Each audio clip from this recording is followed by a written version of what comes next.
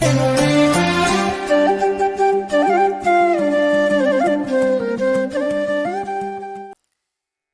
అండి, నేను అపర్ణ. భారతీయ సంస్కృతికి స్వాగతం.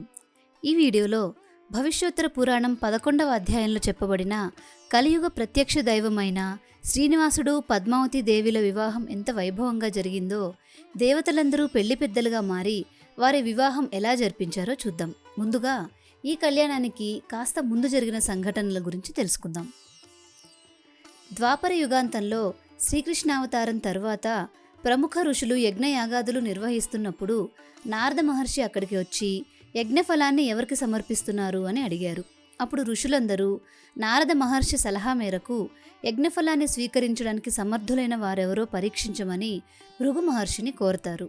ఈ ప్రక్రియలో భృగు మహర్షి బ్రహ్మలోకాన్ని, కైలాసాన్ని సందర్శించి వారు రజో తమో గుణాలను కలిగి ఉన్నందున వారిని తిరస్కరించి వైకుంఠం చేరుకుంటాడు.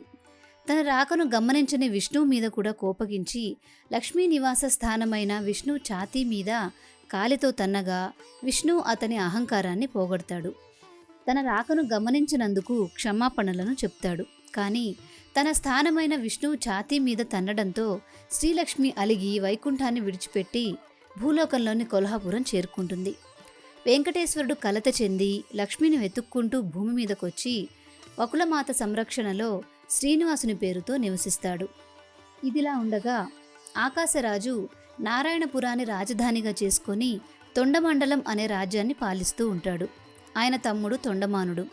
ఒకరోజు శ్రీనివాసుడు విహారయాత్రలో ఆకాశరాజు కూతురైన పద్మావతి దేవిని చూసి ఆమెతో ప్రేమలో పడతాడు.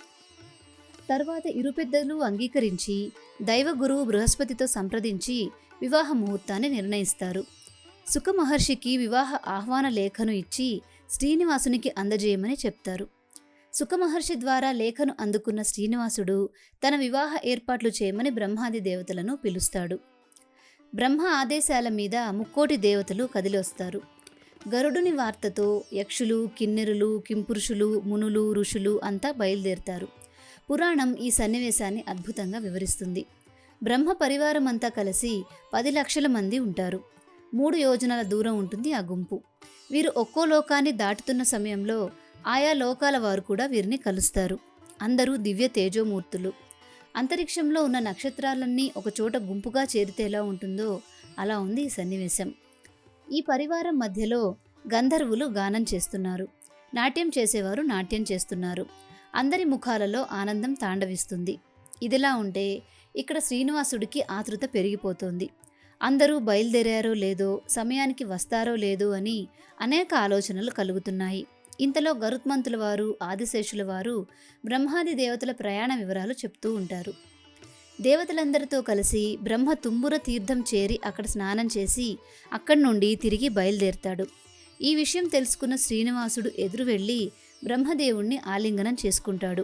శివుని తలపై నిమురుతాడు. కొందరికి కరచాలనం చేస్తాడు. కొందరికి చేయి ఊపి, ఇంకొందరిని మందహాసంతో, కొందరికి కనుసైగలతో పలకరిస్తాడు. వాయుదేవుణ్ణి ఆలింగనం చేసుకుంటాడు. ఇలా వెంకటాచలం అంతా అతిథులతో నిండిపోయింది. ఎక్కడ చూసినా పండుగ వాతావరణం, కోలాహలం. ఒకరినొకరు పరిచయం చేసుకుంటున్నారు, దీవెనలు తీసుకుంటున్నారు, కబుర్లు చెప్పుకుంటున్నారు. పెళ్లికళ వచ్చేసింది వెంకటాచలంలో. ఇంతమంది అతిథులు రావడం ఒక ఎత్తు అయితే, ఇంతమందికి వసతి, భోజన ఏర్పాట్లు చేయడం మరొక ఎత్తు. అందుకే శ్రీనివాసుడు ఇంద్రునితో ఇంతమంది దేవతలు, ఋషులు, బ్రాహ్మణులు వచ్చినప్పుడు వారికి తగిన సదుపాయాలు చేయాలి కదా. అందుకని 50 యోజనాల పొడవు, 30 యోజనాల వెడల్పు గల ఒక మనోహరమైన సభాభవనం ఏర్పాటు చేయమంటాడు. విశ్వకర్మతో క్షణాల్లో అలాంటి భవనం నిర్మాణం చేయిస్తాడు ఇంద్రుడు.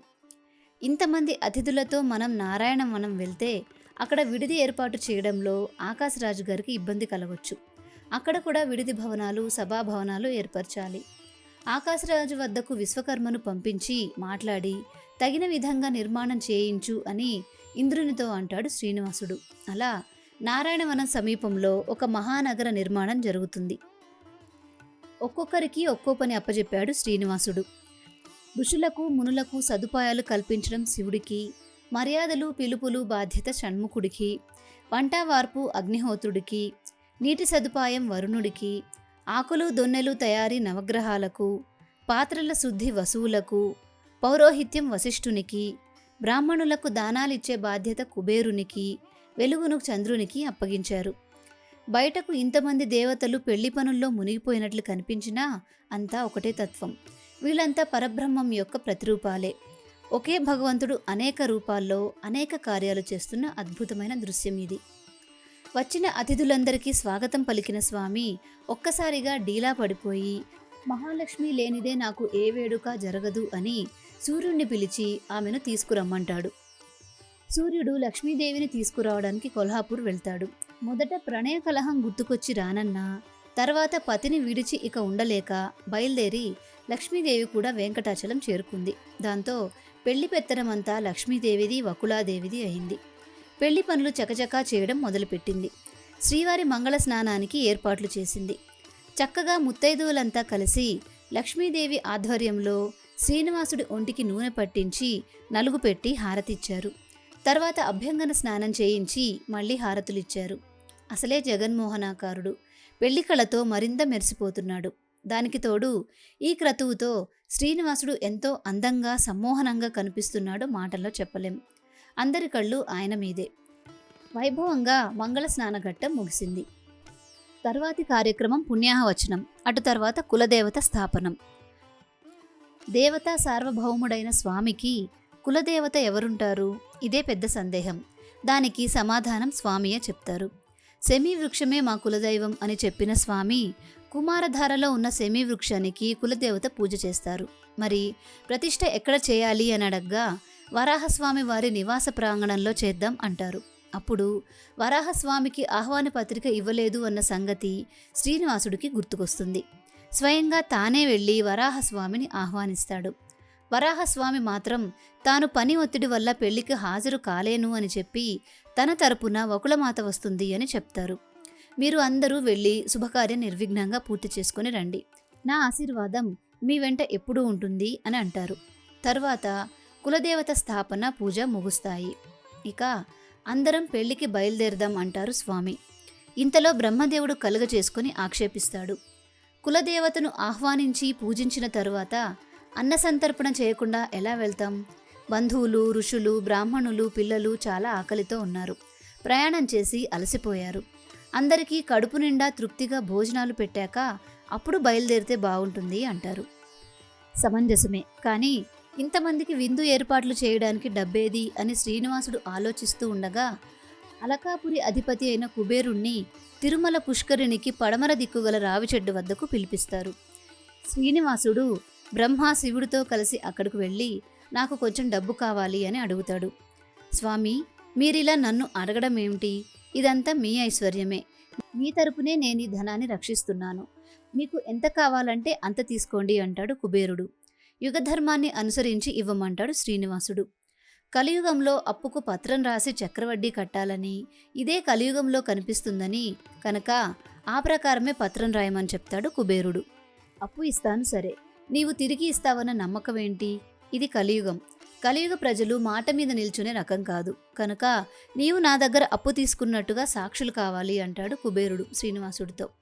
పక్కనే ఉన్న బ్రహ్మ సాక్షి సంతకం పెడతానంటాడు.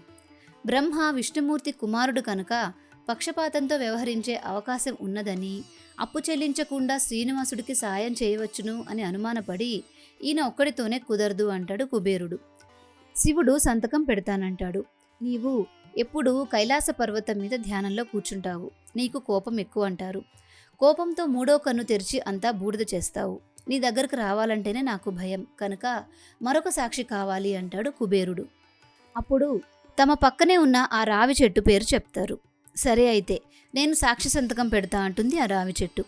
ముగ్గురు సాక్షులు వచ్చారు గనక అప్పుపత్రం రాసుకుందాం అంటాడు. అప్పుపత్రం ఈ విధంగా రాస్తారు. అప్పు తీసుకున్నవాడు శ్రీనివాసుడు, ఇచ్చినవాడు కుబేరుడు. అతని వివాహం కోసం కలియుగంలో వైశాఖ మాస శుక్ల పక్ష సప్తమి నాడు 14 లక్షల రామముద్రగల సువర్ణ నాణేలు వడ్డీనిచ్చే షరతుతో ఇవ్వబడినవి. వడ్డీతో కలిపి మూలము చెల్లించుటకు శ్రీనివాసునిచే అంగీకరించబడినది అని అప్పుపత్రం రాసుకుంటారు. ఇదే కుబేరునికి శ్రీనివాసుడు రాసిచ్చిన అప్పుపత్రం. అప్పు ఎలా తీరుస్తాడో కూడా శ్రీనివాసుడు పత్రంలో చెప్తాడు. భవిష్యత్తులో నా భక్తులు చాలా కానుకలను నా హుండీలో వేస్తారు. ఆ డబ్బుతో నీ అప్పు తీరుస్తాను అంటాడు. అందరికీ అన్నీ ప్రసాదించగలవాడు, కుబేరునికి ధనాధిపత్యం ఇచ్చినవాడు కుబేరుడి దగ్గర అప్పు అడగడం ఒక దివ్యలీల. డబ్బు మీ దగ్గరే ఉంచి ఖర్చు చేయమని కుబేరునితో శ్రీనివాసుడు పలుకుతాడు. ఇక చేయాల్సిన పెళ్లి పనులను అందరి దేవతలకు వారి వారి శక్తిని బట్టి యోగ్యతను బట్టి అప్పగిస్తారు. వంట పని అంతా అగ్నిదేవుడికి, మర్యాదలు పిలుపులు కుమారస్వామికి, వచ్చిన వారికి సౌకర్యాలు ఏర్పాటు చేయడం విశ్వకర్మకు, వీటన్నింటికీ డబ్బులు సర్దడం కుబేరునికి అప్పగించారు. ఇలా ఎవరి పనుల్లో వారు నిమగ్నమయ్యారు. వంటల విషయం వచ్చేసరికి వెంకటాచలం మీదనున్న తీర్థాలలో వండండి అంటాడు శ్రీనివాసుడు. వందల్లో వస్తే పెద్ద పెద్ద పాత్రలు వాడవలసి వస్తుంది. కానీ ఈ పెళ్లికి సమస్త బ్రహ్మాండం అంతా దిగి వస్తుంది. కొన్ని కోట్ల మంది వస్తారు. అంతమందికి వండడానికి పాత్రలేం సరిపోతాయి? పైగా సృష్టిలో ఉన్న సమస్త పుణ్యతీర్థాలు తిరుమలలోనే కొలువై ఉన్నాయి. ఒక్కో తీర్థంలో ఒక్కో వంటకం వండుతారు. స్వామి పుష్కరిణిలో అన్నం, ఆకాశగంగలో నెయ్యి వేసి చేసిన పరమాన్నం, కూరలకు నెయ్యి కాచడానికి దేవతీర్థం, తుంబర తీర్థంలో పులిహోర, కుమార తీర్థంలో వివిధ రకాలైన భక్ష్యాలు, పాండుతీర్థంలో పులుసు, ఇతర తీర్థాల్లో లేహ్యాలు మొదలైనవి తయారు చేయమని స్వయంగా శ్రీనివాసుడే అగ్నిదేవుణ్ణి ఆజ్ఞాపిస్తాడు. దేవతలందరూ చక్కగా ఆటపాటలతో కబుర్లతో భక్తి పారవస్యంతో తమ ఇచ్ఛాశక్తి చేత పంచభక్ష్య పరమాన్నాలతో భోజనం సిద్ధం చేశారు. వంటకాల ఘుమఘుమలు బ్రహ్మాండమంతటా వ్యాపిస్తున్నాయి. ఎప్పుడు రుచి చూడాలో అన్న కోరిక పెంచే విధంగా ఉన్నాయి. అంతా సిద్ధమైన తరువాత నివేదనకు ఏర్పాట్లు చేస్తాడు బ్రహ్మదేవుడు. నైవేద్యం పెట్టిన తరువాతే అతిథులందరికీ వడ్డన. నువ్వే భగవంతుడివి, యజ్ఞభోక్తవి కనుక ముందు నువ్వు భోజనం చేయి అని శ్రీనివాసునితో బ్రహ్మదేవుడు అంటాడు. నా ఇంట్లో శుభకార్యానికి వచ్చిన అతిథులకు భోజనం పెట్టకుండా నేను భోజనం చేయడం తగదు, అది సంప్రదాయం కాదు అంటాడు స్వామి. నివేదన చేయని పదార్థాలను అతిథులెవ్వరూ ముట్టుకోరు. మరి నివేదన ఎవరికి చేయాలి అంటాడు బ్రహ్మ. నేను ఇంకో రూపంలో శేషాచలం మీద అహోబిలంలో నరసింహునిగా వెలసి ఉన్నాను. ఆ అహోబిల నరసింహస్వామికి నివేదన చేసి అందరికీ నైవేద్యం వడ్డించండి అంటాడు శ్రీనివాసుడు. సాక్షాత్తు బ్రహ్మదేవుడు అహోబిల నరసింహస్వామికి నివేదన చేస్తారు. పాండుతీర్థం నుండి శ్రీశైలం వరకు విస్తళ్లను పరిచి వారి వారి పెద్దతనాన్ని అనుసరించి ఆశీస్సులు చేశాక అందరికీ ఒకేసారి వడ్డించారు. వడ్డించడంలో కూడా శాస్త్రం కొన్ని నియమాలను విధించింది. ఆకులో ఏది ఎక్కడ వడ్డించాలి, ఎలా వడ్డించాలి అన్నది చెప్పింది. ఇవన్నీ ఎంతో శాస్త్రీయమైనవి. అసలు శాస్త్ర ప్రకారం అరిటాకులో ఎలా వడ్డన చేయాలి అనే దాని గురించి వివరంగా తెలుసుకోవాలనుకుంటే డిస్క్రిప్షన్లో ఉన్న ఈ లింక్ ఓపెన్ చేసి వీడియో చూడండి. దీన్ని అనుసరించి వెంకటాచలంలో కూడా వడ్డన జరిగింది. ముందు విస్తళ్లపై నీరు చల్లి తుడిచి పాత్రశుద్ధికి కొంత నెయ్యి వడ్డించి శాస్త్ర ప్రకారం ఇతర పదార్థాలు వడ్డించారు. భోజన ప్రారంభానికి ముందు శ్రీనివాసుడు ఒక పాత్ర నిండుగా నీరు తీసుకొని అతిథులందరికీ నమస్కరించి, మీ వంటి జ్ఞానపూర్ణులైన వారికి ఈ కొద్దిపాటి అన్నము నీరుతో ఏమాత్రము తృప్తి కలగదు. అయినా మీరు కరుణ కలిగిన వారు కనుక నే పెట్టిన ఈ కాస్త ఆహారమును అధికంగా ఎన్నో రకాలుగా భావించి నన్ను కృతార్థుణ్ణి చేయండి అన్నాడు. చివరిగా సర్వం శ్రీకృష్ణార్పణమస్తు అంటూ భోజనాలు ముగించారు. అందరూ భోజనాలు ముగిశాక అందరికీ దక్షిణ తాంబూలాలు ఇచ్చారు. అది కూడా వారి వారి పాండిత్యాన్ని యోగ్యతను అనుసరించి. శ్రేష్ఠులైన ద్విజులకు ఒక రామటెంక అంటే బంగారు నాణెము, వేదాంతులకు అందులో సగము, బ్రహ్మచారులకు వేదాంతుల దక్షిణలో సగము ఇచ్చారు. అందరి భోజనాలు ముగిశాక శ్రీనివాసుడు, లక్ష్మీదేవి, శివుడు, బ్రహ్మ, గరుత్మంతుడు, ఆదిశేషుడు కలిసి భోజనం చేశారు. వీరి భోజనాలు ముగిసేసరికి సూర్యాస్తమయం అయింది. అలా అందరి భోజనాలు పూర్తయ్యాక ఆ రాత్రికి అక్కడే గడిపి తెల్లవారజామునే మంగళ వాయిద్యాలు కబుర్ల మధ్య మగపెళ్లి వారి బృందం ఆకాశరాజు ఇంటికి నారాయణవనం బయలుదేరింది. సంబరాల నడుమ సరదాగా నడిచిపోతున్న బృందం పద్మసరోవరం చేరుకుంది. ఇక్కడే శ్రీ శుకాచార్యుల వారి ఆశ్రమం ఉంది. పద్మసరోవరం సమీపిస్తున్న సమయంలో శుకుడు శ్రీనివాసుని చేరి తన ఆశ్రమానికి విచ్చేసి ఆతిథ్యం స్వీకరించవలసింది అని కోరగా వారి ఆతిథ్యం స్వీకరించి ఆ రాత్రికి అక్కడే గడిపి నవమి నాడు శ్రీనివాసుడితో సహా అందరూ నారాయణపురం చేరుకుంటారు. దశమి నాటి ఉదయం శ్రీనివాసుడు మంగళ స్నానం చేశాడు. పురోహితుడైన వశిష్ఠునితో లోకరీతిని తెలుపుతూ, ఈనాటి రాత్రియే వివాహ ముహూర్తం కనుక మనం 5గురం అంటే నేను, లక్ష్మీదేవి, వకులాదేవి, బ్రహ్మ మీరు భోజనం చేయకూడదు. అలాగే ఆకాశరాజు, ధరణీదేవి, తొండమానుడు, పద్మావతీదేవి, వారి పురోహితుడు భోజనం చేయకూడదు అని చెప్పి కుబేరునితో, కుబేరా, బ్రాహ్మణ భోజనానికి ఆకాశరాజును తగిన ఏర్పాట్లు చేయమని చెప్పు. ముహూర్తం రాత్రి 13 నాడులకు. ఆ తరువాత బ్రాహ్మణులు భోజనం చేయడం నిషేధం అని చెప్తాడు. శ్రీనివాసుని తీసుకువెళ్లడం కోసం ఇంద్రుడి ఐరావతం తీసుకొని ధరణీదేవితో కలిసి వస్తాడు ఆకాశరాజు. ఐరావతంపై శ్రీనివాసుడిని కూర్చోపెట్టి లక్ష్మీదేవి, బ్రహ్మ, రుద్రుడు, కుబేరుడు, యముడు, ఇంద్రుడు ఇలా అందరి దేవతల సమేతంగా తీసుకువెళ్తాడు ఆకాశరాజు. శ్రీనివాసుడు రాజగృహానికి చేరుకోగానే తొండమానుడి భార్య కుంకుమ కలిపిన ఎర్రటి నీటితో కుంభహారతి ఇచ్చి లోపలికి ఆహ్వానించిందట. శ్రీనివాసుడి పాదాలు కడగడానికి పుష్కరిణీ జలాలు తెప్పించాడు ఆకాశరాజు. బ్రహ్మ కడిగిన పాదాలను ఆకాశరాజు, ధరణీదేవి కడిగే అదృష్టం పొందారు.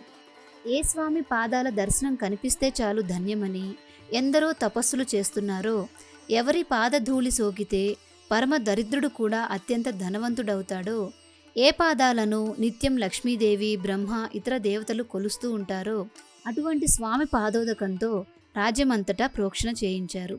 ముహూర్తం సమీపించగా 1,000,000 సువర్ణ నాణేలతో పాటు 100 తులాల బంగారు కిరీటం, అంతే బరువు కల నడుము పట్టి, భుజకీర్తులు, నూపురములు, 2 నాగ భుజ భూషణములు, భుజాల వరకు వేలాడే ముత్యాలతో చేయబడిన కర్ణభూషణములు, 32 తులాల బరువు కలిగిన నవరత్న ఖచిత కంకణాలు, నాగభూషణాలు 2, 111 తులాల బరువు కలిగిన వజ్రాలు పొదిగిన బంగారు కట్టిసూత్రము, పాదుకలు, 64 తులాల బంగారు భోజన పాత్ర, చెంబు, పంచపాత్రలు, పట్టు వస్త్రాలు ఇలా ఆకాశరాజు శ్రీనివాసుడికి శరీరమంతా ఆభరణాలు సమర్పించాడు అని భవిష్యోత్తర పురాణం చెబుతోంది. వధూవరుల ప్రవరలు చెప్పించి బృహస్పతి, వశిష్ఠులు కన్యాదానం చేయించారు. అత్రిగోత్రమున జన్మించిన సువీరుని ముని మనవరాలు, సుధర్ముని మనువరాలు, ఆకాశరాజుకు పుత్రిక అయిన పద్మావతీదేవిని యయాతి ముని మనవడు, సూరసేనుని మనవడు, వసుదేవుని కుమారుడు, వశిష్ఠ గోత్రములో పుట్టిన వెంకటేశ్వరునికిచ్చి వివాహం చేయదల్చారు అని చెప్తూ కన్యాదానం పూర్తి చేశారు. మంగళసూత్ర ధారణ చేసిన తరువాత నవరత్నాలను అక్షింతలుగా వేసి ఆశీర్వదించారు మునీశ్వరులు. అటు తర్వాత వచ్చిన అతిథులందరికీ దక్షిణ తాంబూలాలు ఇచ్చాడు ఆకాశరాజు. 1,000,000 గోవులను బ్రాహ్మణులకు దానం ఇచ్చాడు. అంతా ముగిశాక కొత్త దంపతులతో కలిసి అందరూ భూరి భోజనాలు చేశారు. మొత్తం 5 రోజుల పెళ్లి జరిగింది అని పురాణం చెప్తుంది. 5వ రోజు అప్పగింతల్లో ఆకాశరాజు, ధరణీదేవి పద్మావతీదేవిని శ్రీనివాసునికి అప్పగించారు. పద్మావతీదేవి శ్రీనివాసునితో వెళ్ళిపోతోందన్న బాధతో బోరున ఏడ్చారు ఆకాశరాజు దంపతులు, పద్మావతీదేవి సోదరుడు వసుధ, ఆమె పినతండ్రి తొండమానుడు. అప్పటి వరకు ఉత్సాహంతో కోలాహలంతో నిండిన పెళ్లి మండపం ఒక్కసారిగా దుఃఖంలో మునిగిపోయింది. తన విడిదికి పద్మావతీదేవిని తీసుకువెళ్లి శ్రీనివాసుడు గృహప్రవేశం చేశాడు. తరువాత గరుత్మంతునిపై కూర్చోబెట్టుకొని తన నివాసానికి తీసుకువెళ్తాడు శ్రీనివాసుడు.